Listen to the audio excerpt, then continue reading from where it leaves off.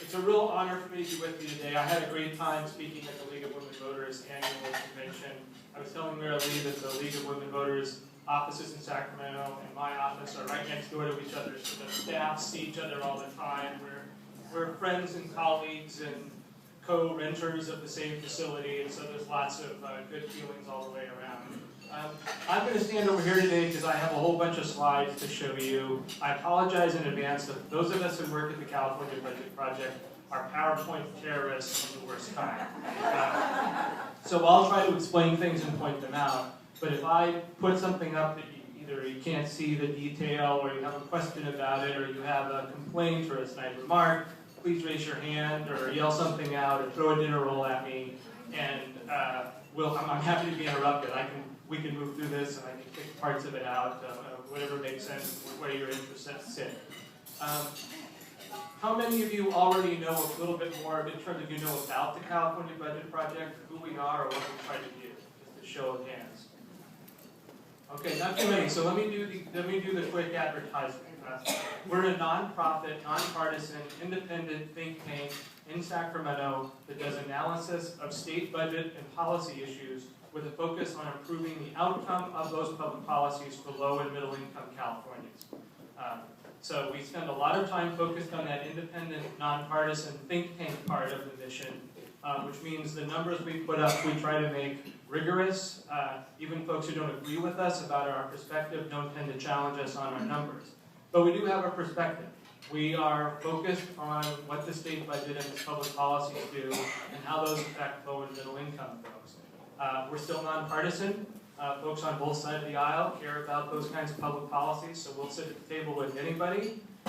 But we fundamentally, our standard is to provide analysis, inject information into the public policy debate at a time when policymakers are making key decisions about issues we care about. We have two target audiences. One that you probably assume right off the bat because we're in Sacramento, which is state legislators and policymakers in the state agencies. We put our analysis and information into the arena for them to make decisions about. A second piece of this that a lot of folks don't realize is folks like you, all of you, and that's why I'm here today. We give 75 to 100 presentations in any given year in communities all across the state where our goal is to provide education and information that helps you all better access state budget policy debates. And we do that with community leaders, lots of local nonprofits, service providers, advocates, organizers, and the like. Our goal is technical assistance, training, and education. And what we hope is that you'll call, invite us to things like this, and we hope we'll be able to say yes. And then we'll build relationships from there forward. If we can't be here in person, but you need some assistance or you have questions, please give us a call. You'll see on my last slide, phone number, email, ways you can follow us.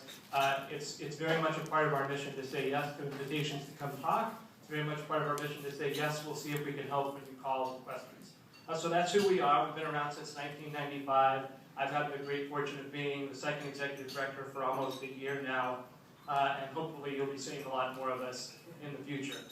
So the talk I'm going to give today is one we've kind of been given variations on all across the state this year with this title, Back on Track, ? Right? Big question coming out of the Great Recession, the big question coming out of a period of time when I think most analysts, commentators, folks in the news would have described California's budget and policy as sort of a mess. The question is sort of, are we back on track? And in order to answer some of that question and give you some sense of our perspective, I'm going to walk you through a few things here. Yeah, absolutely. What's your relationship with the office of the legislative analyst? Right. And the Hoover Commission? Great. So the question is about what's our relationship with the Legislative Analyst Office for the state and the Little Hoover Commission. Both of those organizations are independent, but they're essentially state bodies. We are completely independent of the state. We receive no state dollars. We are entirely philanthropically funded. 80% of our money comes from major national and state foundations, and 20% of it essentially comes from donations from folks like you who like our work and want to see us do more of it. So we're sort of separate entirely. Although a lot of the type of work we do looks somewhat similar in orientation. It tries to be independent. It tries to get the numbers right. It tries to put some facts on the table. Okay, so here's a little bit of what I'm going to talk about. There ought to be a law, by the way, about talking about state budget issues after lunch. So I'm going to try my best to not make this too sleepy, but you know, interrupt me or do something just so we can keep everybody awake in time because it's still budget stuff. But I'm going to talk about the outlook for California's economy right now, the state budget for 2013 and 14, which is the fiscal year we started July 1, some of the key changes in that budget that occurred, and some issues that we're going to be addressing as an organization going forward, and time for Q&A, but like I said, please interrupt me along the way. So here's the economic outlook with a major message of things are recovering, which is good. We're in a better place than we were a few years ago, but we got a long ways to go, and there's many folks in the state still hurting. So I'm going to walk you through a few slides to give you a sense of that. This chart starts by showing you off that California still has a deep hole in its job market. It's basically showing you the number of jobs in the state from July of 2007 through May 2013. So they're doing pretty well in July of 2007. You can see the bottom of the curve in February 2010, the point at which the state had lost about 1.5, 1.6 million jobs. So fast forward to June 2013, at the end of the chart, you'll see we're about halfway back. Right? We've been adding jobs for 3 years in a row now, very consistently, but very slowly, relatively speaking to how fast we crashed. And so we've added about 700,000 or 800,000 back. We've got 700,000 or 800,000 more to go before we're all the way there. Yeah. A quick question, are these the $85,000 to $100,000 jobs that we lost, or are we just filling this with $15,000 a year McDonald's worker? So the great question, set it up for me because I was going to do a little of that, but the answer is both. We're adding in two places. We're adding at the very high-skilled, high-productive, highly valued, high-paid jobs, right? This is the highest end. And then we're adding down to the bottom from an income and wage perspective in the retail, hospitality, and leisure industries where the wages tend to be much lower. When we're not adding jobs, is we're not adding a lot of stuff in the middle. And that's actually a structural problem with California's economy that actually goes back 2 and 3 decades that's just been exacerbated by the Great Recession and how we're recovering so far. We're not fixing that. It's not just about the Great Recession, though, but it is a concern, and we can talk some more about that. So another way that we look at things, when economists look at things when they look at employment and unemployment, is they also look at how long people have been out of work. And you probably, if you read the newspaper about these things, you read about long-term unemployed, people who've been out of work for 6 months or longer, or a year or longer. And the reason that economists measure that is because it's a lot harder for those folks to find their way back into the job market. When they do come back, they tend to come back at lower wages, and it has longer-term implications for their wealth. And so this is a measure showing you long-term unemployment, in this case for people who've been out of work for more than a year, and where we were compared to July '07 and now. And you'll see we hit this really huge upturn like you would expect in the Great Recession, and we've been slowly working our way back down, because we've got less people now who've been long-term unemployed, but you can see in order to get back even to where we've been previously, we still got a fair ways to go. Another way to then look at this is to sort of say, well, how does this recovery look relative to other recessions? So the thick black bar at the bottom is this current recession and how we're recovering out of it. The littler kind of middle bar there is the 1990 recession, and the one at the very top is the 2001 recession. And this is showing you pace of growth as they come out of the recession and the curve back up.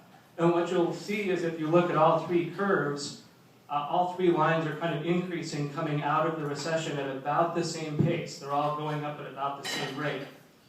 The difference, of course, this time around is that our hole that we're trying to dig our way out of down here at the bottom was incredibly deeper than where we've been before. So the way that my colleague who does this analysis talks about it is we're having a very average recovery after a very unaverage economic downturn.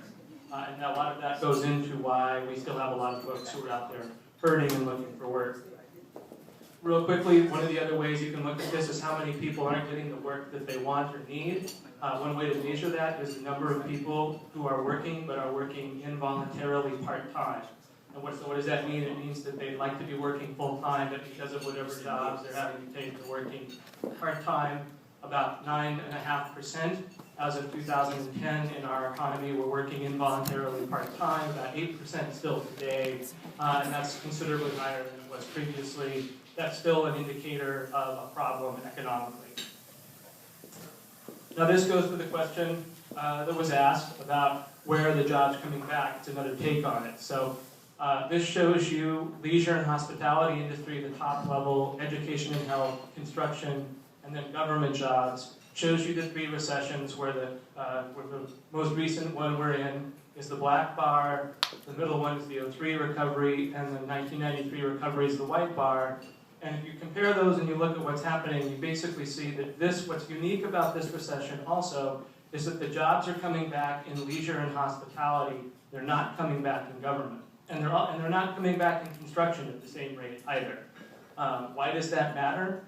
Well, it's because government and construction jobs, for a whole variety of reasons, tend to pay more middle-level wages, and leisure and hospitality industry jobs, for a whole variety of reasons, tend to pay lower wages. That's not true across the board, but just in general in aggregate. So that goes to the issue of we're bringing some jobs back, but the jobs that are coming back are lower wage jobs, and we're not creating enough of these sort of middle wage jobs. Now, government's usually one of the last ones to come back as well. It's one of the last ones to cut, it's one of the last ones to come back. So if we update this chart a year from now or 2 years from now, hopefully we'll see some change in that. So I mentioned wages. This is another way to look at it. This is a hard one, so I will explain it just a little bit. Ignore the gray bars on the right for a second. This shows you, over the last 2 decades, the change in people's incomes by quintiles, each fifth of the population. So the bottom 20% income-wise, the second, the third, the fourth, and the top 20% is that far right black bar. And what happened to their income over 2 decades? And what you'll see is the only group in California that's seen a rise in their income levels, if you adjust for inflation over the last 2 decades, is the top 20% of income earners. If you break that down a little further, the 2 gray bars on the right side show you that for top 10% and for top 1%. So we've got some tremendous wage inequality in this state that's actually been growing over time. And this is really, from a public policy perspective, not a picture of a very healthy economic society. You can't have these trends continue and do well economically. We want these folks on the very right side to do very well, right? Don't get me wrong. We need as many of those folks doing well. What we want is people moving up that ladder, right, from the bottom 20% all the way up. That's pretty tough to do for everybody else if they're watching their average income levels drop over time. I was going to say that even as equal as it is, it's still better than the federal overall, right? Well, it mirrors the national picture. If California does better, it's because those folks on the right do way better than the national picture, right? So our folks, everybody else tends to do about the same as what we've seen nationally. So this is another area where there are long-term structural changes in the economy, but California's overall picture tends to do well when you aggregate those together because our very wealthy folks have done very well over the last couple of decades. So another way, of course, you can look at things and what's happening in the economy is you can see the number of people who are living below the federal poverty line. That's about 17% as of 2011 in California. It's probably dropped some since then. The national average is about 15%, so we've got a fair number of folks. California is still living below federal poverty line wage-wise. If you measure this just for children, it's 1 in 4 in California, and that's the highest rate in the country. So what is that? You're not going to be able to read this. This is a new chart we're just putting out. I put it up here just because I'm going to point to one thing. This breaks some of these numbers down by county. The good news for all of you is that if you look at job growth in the last 3 years, San Luis Obispo County total non-farm jobs are growing at the fastest rate in the state. That's 9.4%. The little number up in the far left corner you can't see. The 2 major sources of that job growth, or primary sources, are professional and business services, and then mining, lodging, and construction, which is probably mostly construction jobs, given how that one's measured. So basically, construction's coming back here, at least according to the numbers the state's providing, at a little faster rate than it is elsewhere. And A lot of the places that you see around the state that are doing pretty well otherwise are the ones you might suspect. A lot of San Francisco Bay Area counties are actually thriving and coming back a little faster. A lot of the Central Valley, more rural parts of the state are still struggling. If anybody wants to see that county by county, I'll send all this through at the end. So what does this mean for the state budget, right? I didn't put all these grim economic numbers up here to depress the, jeebers out of you here at lunch. I actually put those up there just to underscore the fact that we actually still need a public policy response which addresses some of these issues.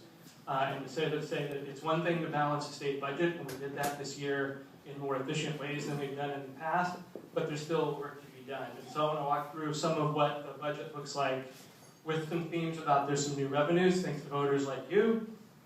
There's investments in education. We're changing how we're funding education, and we're expanding Medi-Cal as part of federal health care reform. There's also a focus in this year's budget on paying down what's called budgetary debt, and I'll talk briefly about that. So first thing is about where the state's money goes. This is for the $145 billion state budget for this year, which includes a general fund and a whole series of funds outside of that. And it just shows you where the money goes. Health and Human Services gets about 32%, K-12 education 27%, transportation 9%, higher education about 8%. It just goes to give you a sense of where the state spends its money.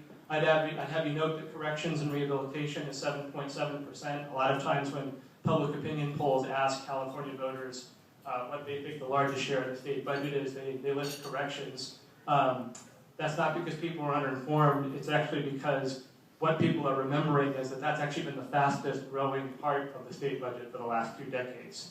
So it's not the largest share of the state budget, but it's been the fastest growing piece. And then there's the issue of where's the money come from. This shows you the state's budget just for the general fund, which is $98 billion, and shows you that 63% of it, the big black piece of the pie there, is the personal income tax. No surprise, I think most people know California's revenue system structured very heavily in that direction. So what's the budget do this year? Well, it increases the general fund by about 5% to $98 billion. It increases funding for K-12 schools and higher education, and it restructures how that money is allocated to school districts. It expands Medi-Cal, the state's Medicaid healthcare system, and it maintains funding levels for most other parts of the budget. And I'll note, maintains them at historically low levels in many instances. And it pays down about $4 billion in budgetary debt that the state's on the hook for from previous years. So let's look at the new revenue side. Those new revenues aren't there just because of economic growth, although in part they are. Some of the recovery is driving some new revenues, but they're mostly there because voters passed a couple of measures in November last year. Proposition 30, which many of you will probably remember, which raises income tax rates on the wealthiest earners and raises the state sales tax rate. Those are both temporary tax increases. They expire by 2018. And Proposition 39, which people probably don't remember as well, which basically, in a very complicated way, tries to simplify the state's corporate tax structure and make the regimes for corporations the same as they are in-state for the out-of-state corporations. And I won't go into all the details there, but essentially what the two of these things do is put more money into the state coffers going into this fiscal year. About $6 billion for last year in case of Prop 30, and about $7 billion this year. $1 billion, those are big numbers, right? But just to remember where we were, between 07-08 and 08-09, the state lost $20 billion out of its general fund in 1 year. That's out of what was about a $100 billion general fund, so we lost about 20% of our revenues. As Marilee said when we started, I've been doing this for 15 years, and I've looked at things historically for lots of state and local governments. I know we've got at least one finance director in the room. You never see 20% drops in revenue. You never see 20% increases either. You see, big jumps are 5%, 6%. So that's largely unprecedented. A lot of what happened in the last 3 or 4 years happened, the cuts that were made, decisions that were made happened because we were in unprecedented territory in many respects. So we know there's more money there because of Propositions 30 and 39, and that has a lot of people probably concerned about the state's impact on the economy. But if you look at the state's revenues as a share of the state's economy going back to the 1977-78 period, which is the far left, and today, you'll see that we're about where we were. 7.5% of the state economy is essentially comprised of state spending. That's not so different from where it was. The top line is for all revenues, the bottom line is for general fund. We give you both because the state plays around with the general fund. Sometimes things are in it, sometimes things aren't. So we give you the total just to sort of show you that it's about the same. The other piece that the governor does, that the legislature approved, was he's paying down $4 billion in budgetary debt this next year. This is part of a plan the governor has from 2012-13 to 2016-17 on the far right to take about what was $28 billion in budgetary debt and pay it down to about $4 billion. Now, that's kind of a complicated issue. The state tends to have three pools of debt, so I want to make sure folks understand what this is. There's, of course, the kind of things you think about when the state invests, when it issues some bonds and goes into debt to do roads and bridges and highways and the like. And that's infrastructure debt. It comes with an asset, usually, and it gets paid off over long periods of time. Sometimes it has its own revenue streams that pay for it. So we don't worry about that too much as long as it doesn't get too large. There's other debt, which is the obligations for pensions and healthcare benefits and the like for retirees and employees, and we can talk about that later because California has some issues there as well. But this is actually a completely different pool. This is neither one of those categories. This is a set of debts the state incurred from early in the last decade through a couple of years ago, largely to balance a series of budgets during the downturn that were sort of unbalanced otherwise, right? So some of it a little gimmicky. But, so essentially this is stuff like when the state can't meet its minimum guarantee for funding schools, it doesn't just not fund them, it actually then owes them money based on how it works in the state constitution. So there's deferrals, deferred payments to schools in here. The state issued back in 2004, 2005, sort of economic recovery bonds, as they were called. These were bonds issued to essentially cover the debt, to cover the gap in the state's budget. Not considered a very good thing to do fiscally. You're not supposed to raise money to cover your annual operating expenditures, but the state did. So some of this is that kind of money. And then some of this is money that the state's borrowed from state and local government, or from local governments, right? So under the state's constitutional rules now, the state can't just take money away from local governments and it's supposed to borrow it, pay it back over time. And so this is $28 billion the state's on the hook for. These were all things that the state did to balance its budget during the worst of times. Yeah. I read an article once that said the state debt is $38 billion. I didn't explain what kind. Right. Then it said another source said it's $135 billion. Right.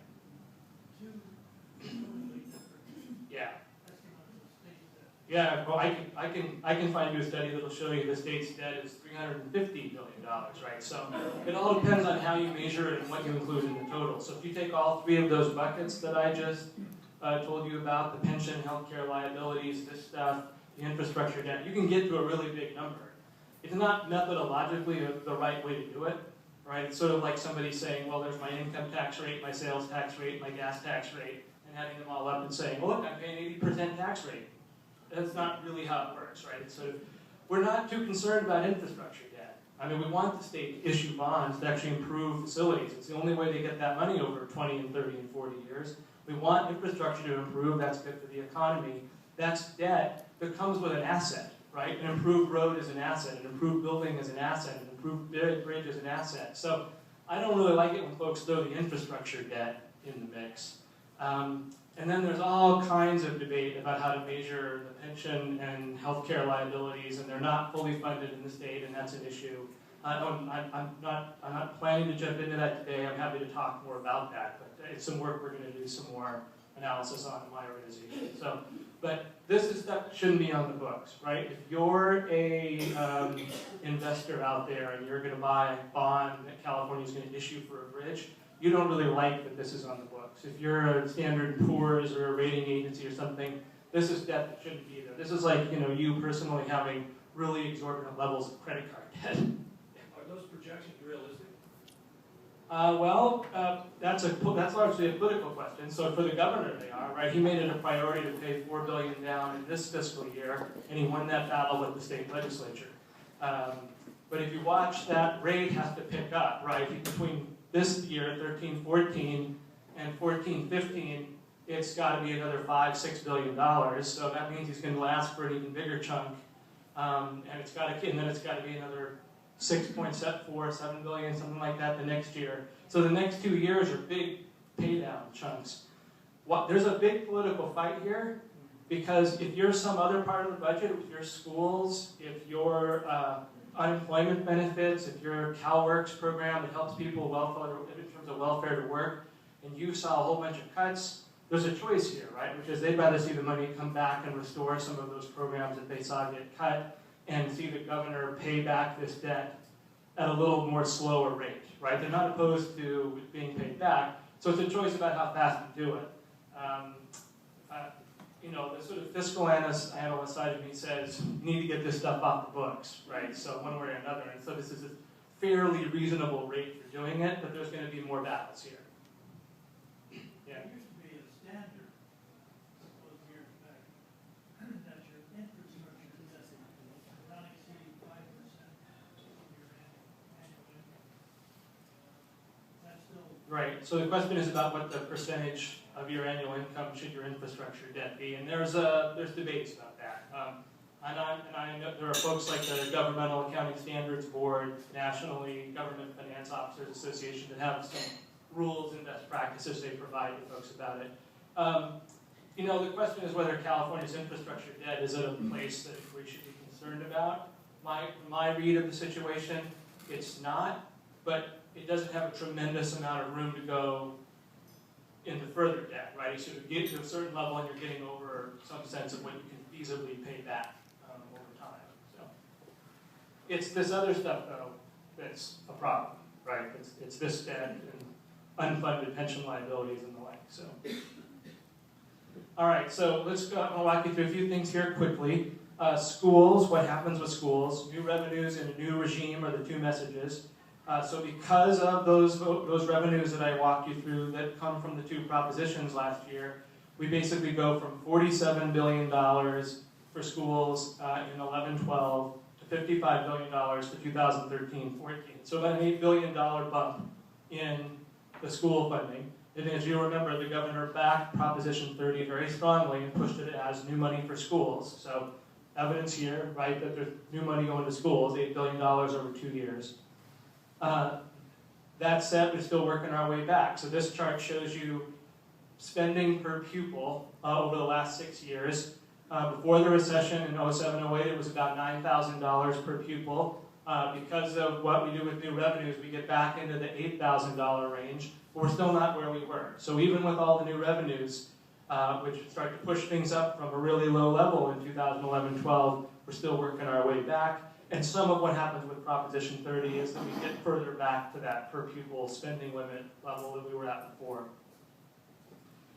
The other more significant piece in some respects, though, about what happens with this year's budget is that we're restructuring as a state how the money is allocated to schools. And this was a big priority of the governors. There was a lot of deliberation about it in the state legislature. And so what they did is they passed something called the local control funding formula, which allocates funds to school districts, charter schools, county offices of education based on student needs, providing them with essentially some greater authority over how that money is spent, although that piece of it's still being worked out. But essentially what it does is it's putting more money into school districts that have higher shares of higher need kids. And higher need is defined as low income, which means they have more kids that are on the federal school lunch program, and students who have English as a second language, who go home to parents where English isn't their first language. And the research on education financing shows you those two groups are a lot more costly to educate. And we have much higher shares of them than most schools around the country. California leads the nation in the percentage of kids who have English as a second language, and we lead it by a long ways. And so we have to put significant more money into financing our education system for those kids So what the local control funding formula does is shift some of the funding from the old regime to get money into the new school districts. And I say that very carefully because there's a big political fight about this, in part because when you reallocate money, you're shifting it from one place to another. And there are school districts in the state that aren't going to get as much money as they might otherwise have gotten under the old system because of this shift to get more money into the higher need districts. So to give you a real quick sense of what it does, every school gets a base grant for per pupil, right? For the number of students defines a certain amount of money that you get. You then get a supplemental grant per student that's equal to 20% of your base grant for the number of these higher need students that you have. So every school district gets this. So if you have 20% of your kids are higher need, you're getting this 20% supplemental grant, and that's regardless, that's statewide. And then there's a concentration grant, this was where there was a bigger political fight, which basically says if you have, if your school district has 55% population of these higher need kids, or higher, you have 55% or higher, you get a 50% bump in your grant, right? So this is for a higher need district, for a school district with lots more second language, English as a second language kids, and low income kids, you're getting a significant bump in funding.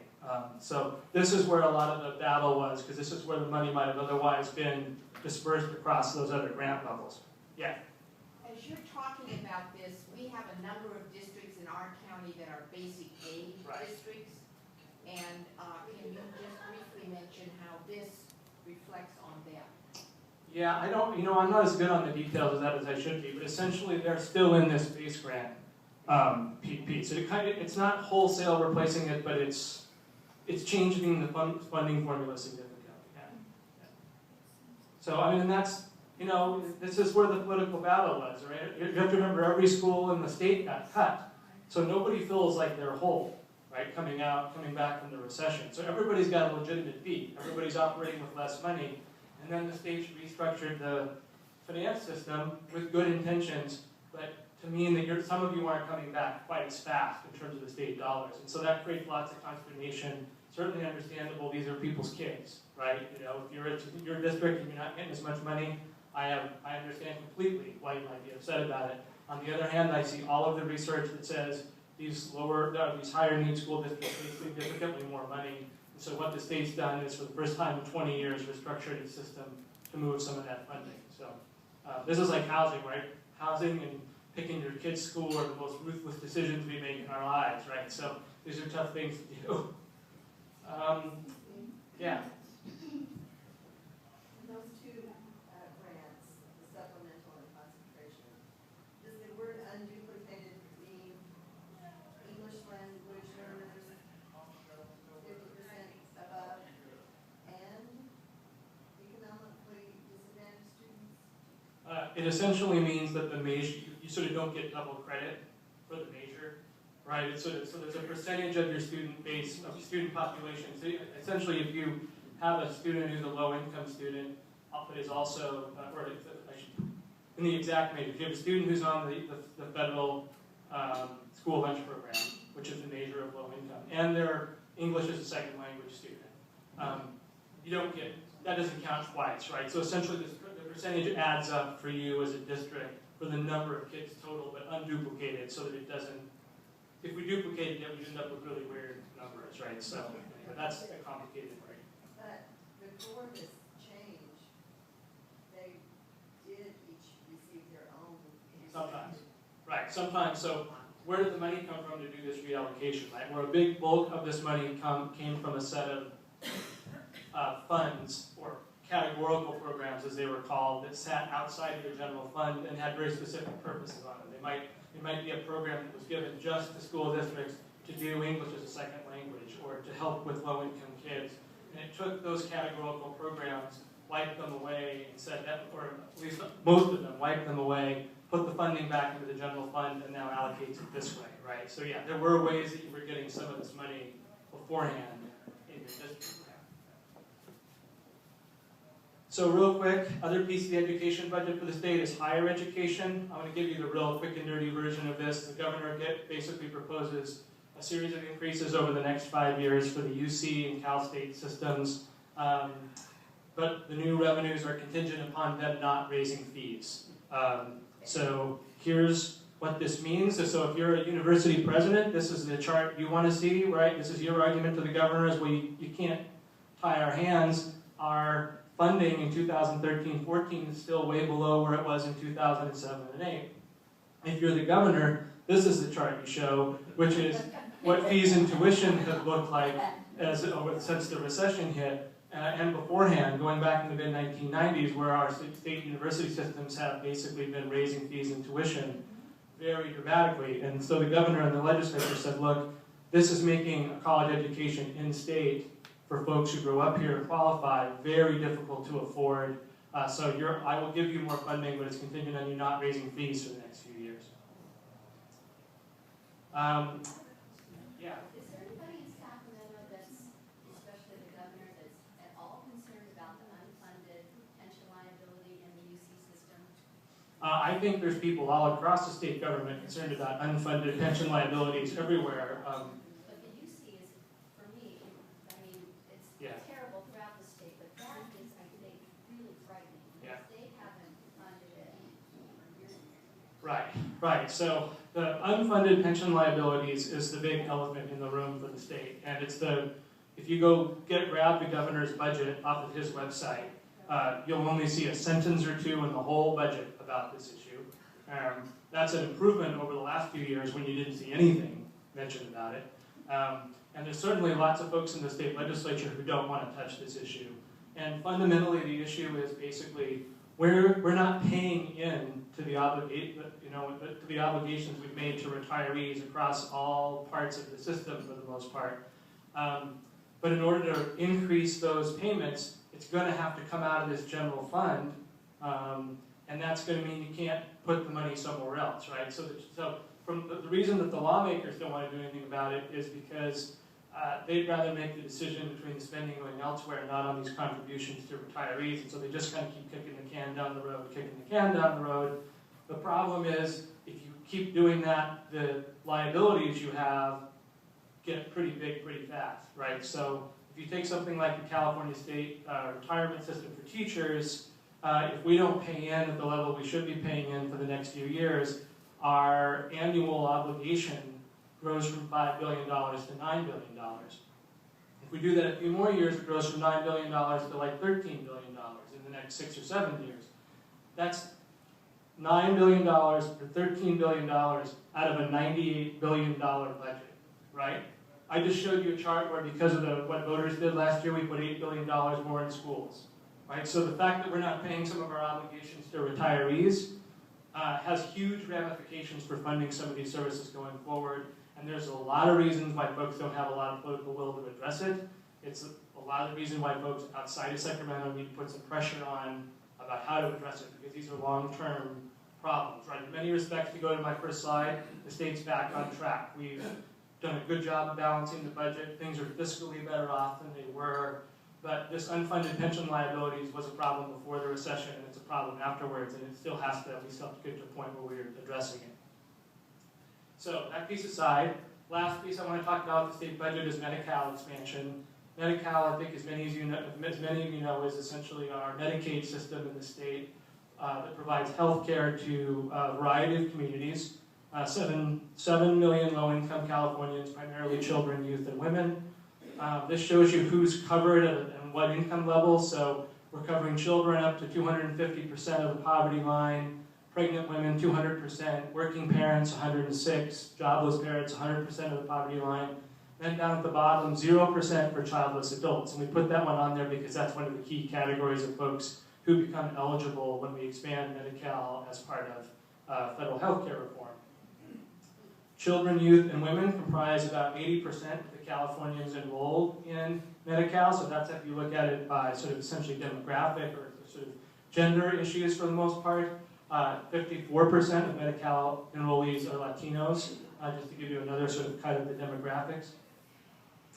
But that's the enrolled part. This is a complicated chart, but this is showing you some of the same thing. Medi-Cal enrollees, bottom bar in black is seniors, next level up is people with disabilities. This bar is showing you who's enrolled. This is showing you where the costs are. right? So even though the numbers are up higher in terms of enrollees for some of the categories, the bulk of the spending is coming for people with disabilities and seniors. No surprise there, obviously the healthcare needs, the healthcare costs are much higher. So the Medicaid expansion basically expands Medi-Cal effective January 1st, 2014 for low-income individuals under the age of 65 who are currently ineligible. This is mostly working age adults. And the federal government will pay the entire cost of the expansion for the first 3 years and then 90% thereafter. So from the state's perspective, this is a pretty good deal, right? You get to expand healthcare coverage and most of the costs aren't being incurred by the state. This just gives you a sense of who's getting covered. So if you're age 17 or under, currently only 11% don't have health coverage. If you're age 65 and older, it's only 3.4%. But the age 18 to 64 kind of working age adult group there is really high. So it's this black bar here that's the big population that gets covered when we expand Medi-Cal.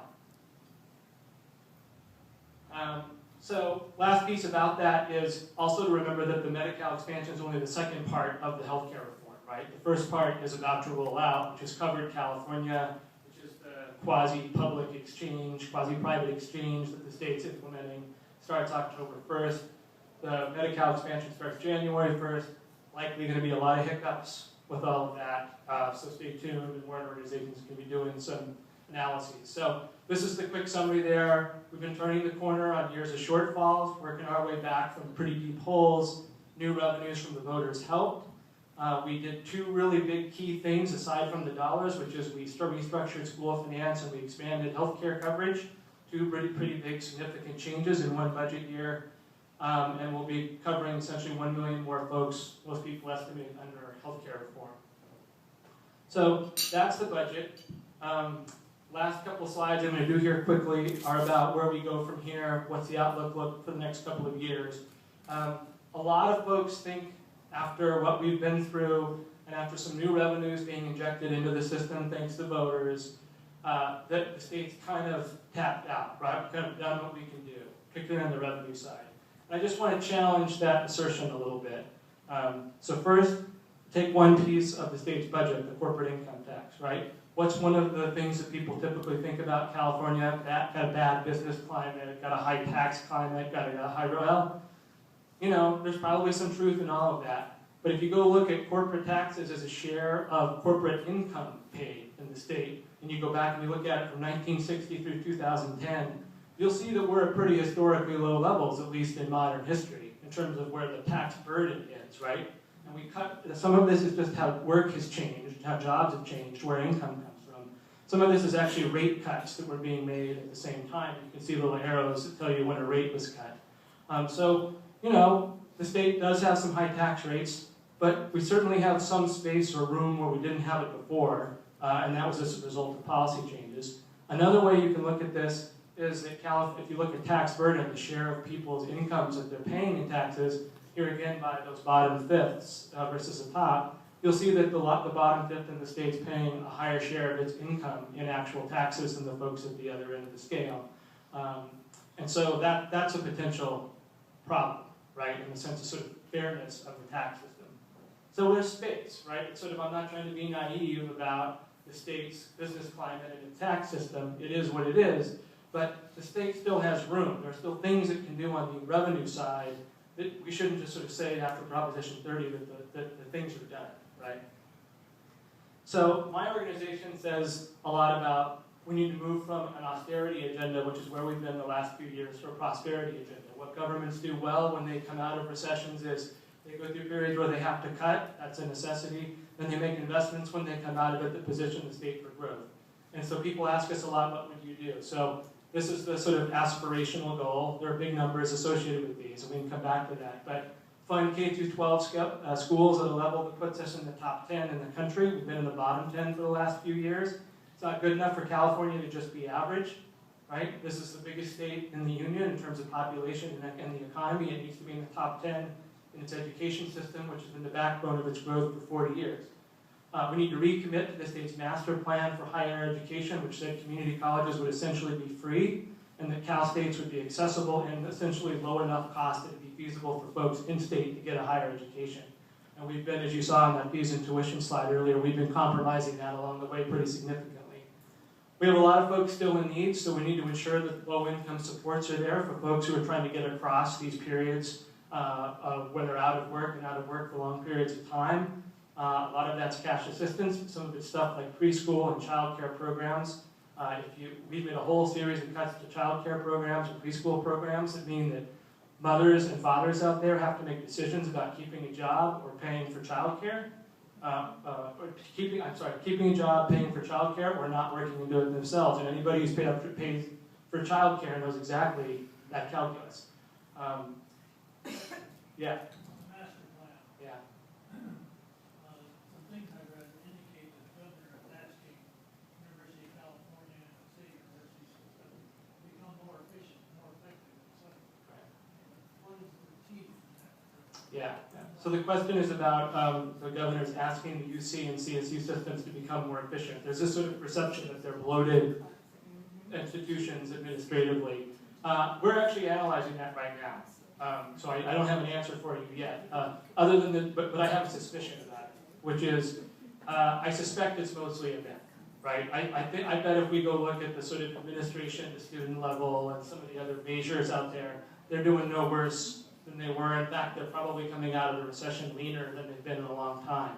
The same myth sits there about state government. A lot of folks say, well, there's more, the number of state employees has ballooned over the years. Actually, California, relative to the rest of the country, is one of the leanest government institutions in the country, right? Our number of state employees per dollar spent per agency are much lower for a lot of than for a lot of the other states. So I suspect we're going to find something like that. And I'm sure there are problems, right? One of them was already addressed earlier in the unfunded liabilities for inside the system. But other parts of this prosperity agenda, craft an economic development strategy that's real, is the short version of this.